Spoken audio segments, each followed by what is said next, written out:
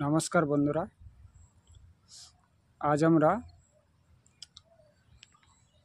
একটি বিষয় নিয়ে আলোচনা করব। তো সকলেই সাথে থাকুন আমাদের, এবং আপনারা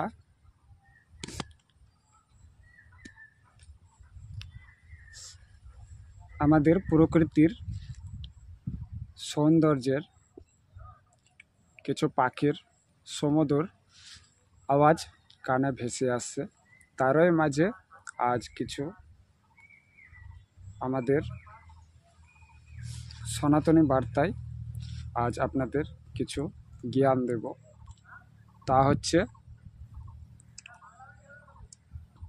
আমরা আগামী বুধবারে অর্থাৎ আমাদের জামাই ষষ্ঠী রয়েছে। তো জামাই ষষ্ঠী কী, তারই বার্তা আপনাদের আজ দেব। কৃপাপূর্বক আপনারা ভিডিওটি মনোযোগ সহকারে দেখুন ও শ্রবণ করুন কি বলছে।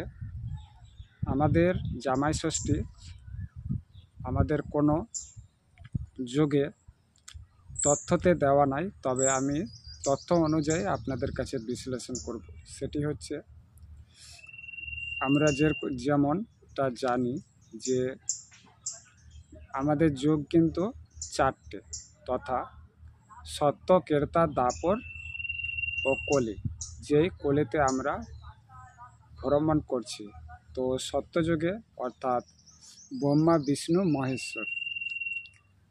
তো সত্যযুগে যেমন আমরা দেখে থাকি দেবাদিদেব মহাদেব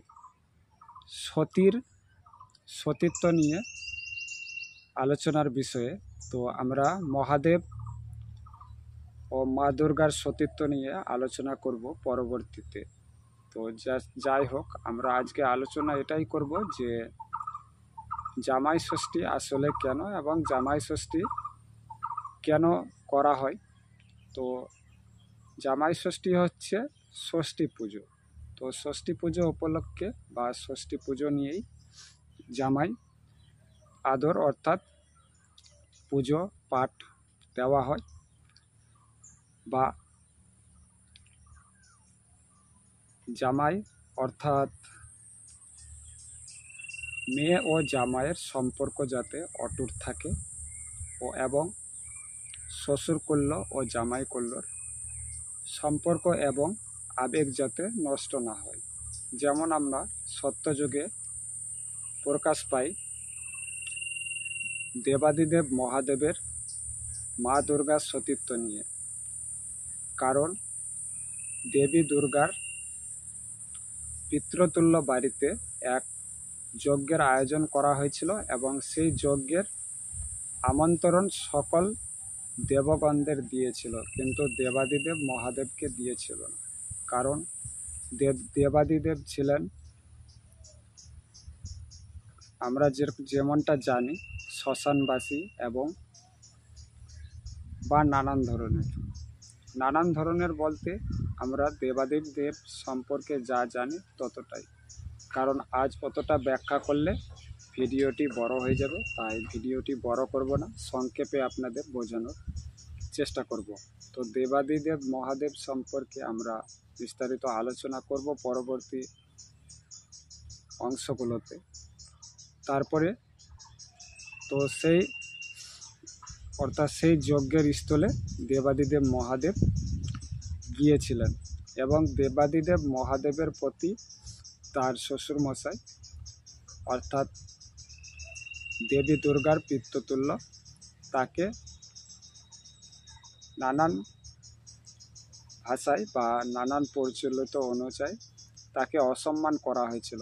এই দেখে সতীত্ব অর্থাৎ দেবী দুর্গা বললেন যে কেন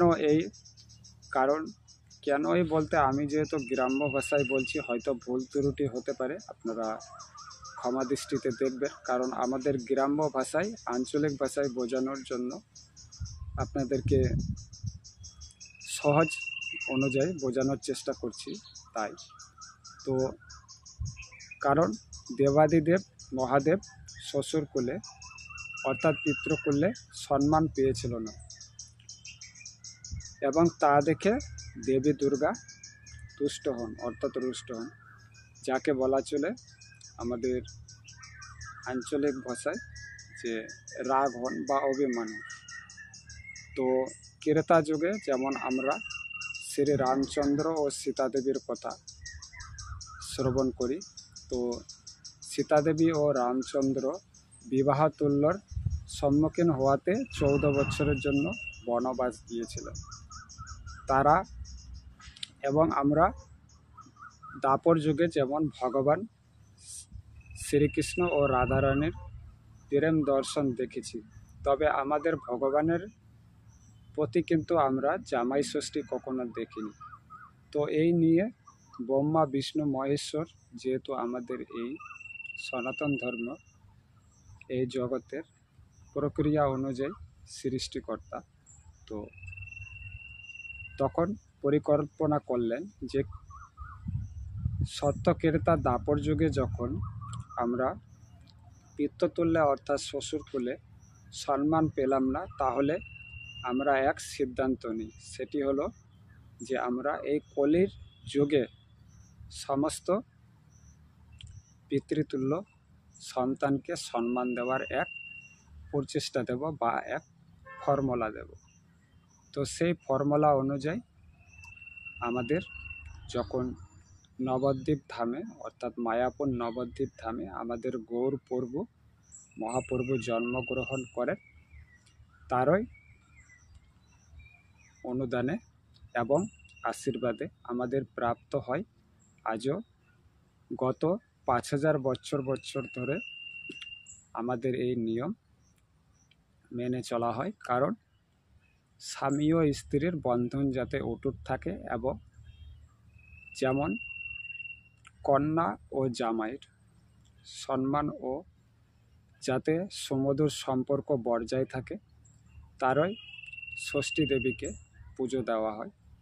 তো তেমনই আজও সেই পুজো হয়ে আসছে, এবং আপনারা হয়তো বলতে পারেন যে এমন কিছু তো ব্যাখ্যা আমাদের গ্রন্থে দেওয়া নাই, তবে এটি ঠিকই যে আমাদের জামাই ষষ্ঠী নিয়ে ধর্মে কোনো গ্রন্থে পাবেন না, তবে এটি বিশ্লেষণ অনুযায়ী এটি ফর্মুলা অনুযায়ী উত্তর আসে, তবে 99% এর ব্যাখ্যা অনেকেই দিতে পারে না।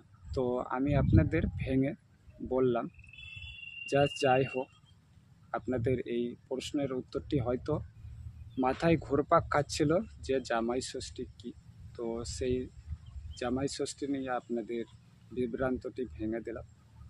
আশা করি এই উত্তরটি পেয়ে আপনারা কৃতজ্ঞ থাকবেন, ও আমাদের এমনই সনাতন ধর্মীয় মূলত বিষয়গুলো খোলামেলা আলোচনার পেতে আমাদের চ্যানেলটিতে সাবস্ক্রাইব দিবেন আর একটি লাইক দিবেন, কারণ লাইক দিলে আমাদের নিজ ধর্মকে এগিয়ে নিয়ে যেতে আগ্রহী করিয়ে দেয়। তো সকলে ভালো থাকবেন, ধন্যবাদ।